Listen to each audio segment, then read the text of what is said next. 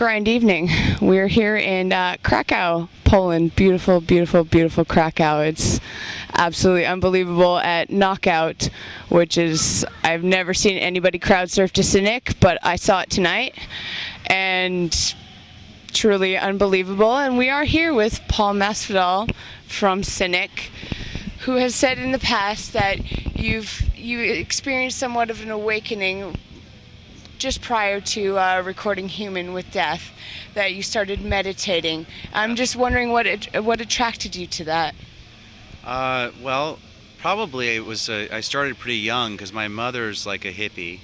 You know, she's Cuban, but she's really into astrology and hardcore into kind of that scene since I was really young. And my first memory of kind of the esoteric was being taken to a bookstore, and my mother telling me, "You figure it out. You know, you got to just do the research." So of course I bought the Satanic Bible, you know, and like all these dark, like Aleister Crowley. Yeah, I just went straight into the dark side, and but the more I researched, the more it kind of became deeper and deeper in terms of and how overwhelming it was. There were so many layers to all of this, and of course the Theosophy school was kind of where it led from Crowley, like Alice Bailey and, you know, Ledbetter and Krishnamurti and all that, and then that kind of went Hindu and kind of into like Yogananda and that whole scene. But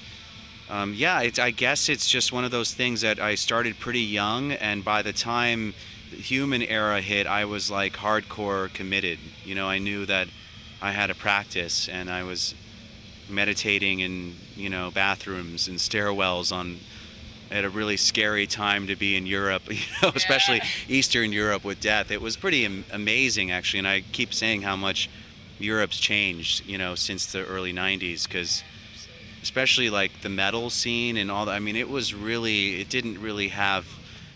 sketchy and funky in terms of what was going on, and it's come a long way. So, but yeah, and so the work has come a long way too in terms of trying to uncover and peel away the layers. Well, how have you studied this over the years? Like, how have you grown in that meditation? What have you studied to to practice the way that you practice now? I feel like I've done nearly everything. I mean, literally, like I've gone from all these different schools and kind of got hip to all the different versions of it. And you know, it's not that I'm well versed in anything in particular, but I kind of got a taste of everything.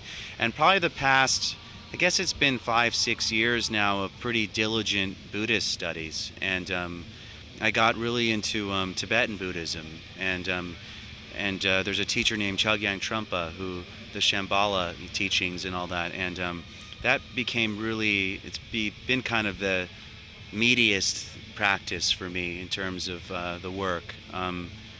Is that what you're asking now in terms of where I am now in terms where of you are now, as well as like the development? Yeah, you know, it's hard to gauge. I have a meditation teacher that I kind of defer to in terms of gauging where I'm at, but I feel like, you know, I have moments where the more I see, the more I kind of I struggle, you know, because I see so much that I don't want to see, that I don't want to accept. You know, it becomes more scary and ugly, you know, but I realize that is kind of how we get through. We have to go through the fire, and so it's been a lot of kind of purging and fire ceremonies over the past years. I've done a lot of meditation retreats and kind of just in the grind, really, of sitting a lot, and it's pretty intense, man, but it's good. It's a good intense. It feels like I'm finally kind of getting to the core of what I'm here to do, which is to try and get to reality, to kind of see who the hell I really am, and what I'm doing, and why are we here? What is this all about? And these bigger questions. and of course, a lot of the Buddhist teachings, it's ultimately just being compassionate, being really kind of just surrendering, being in the moment, being accepting things as they are, and not putting our stuff into it, and so there's always that where I'm kind of over here watching and at the same time trying to be completely in my body and just real with what's happening. It's Well, do you believe that you can have a conclusion in that sense in finding who you are, or do you believe it's more of an ongoing process or like something that really never ends?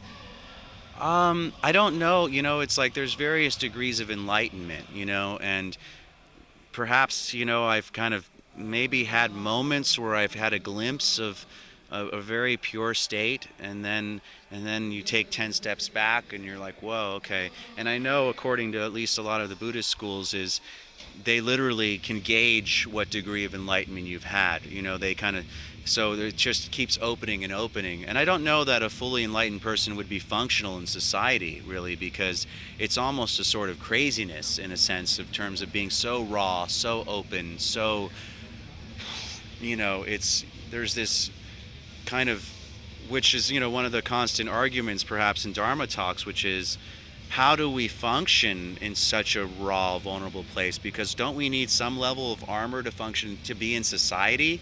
Don't we need some ego? But, they say that you don't, that you actually can do it.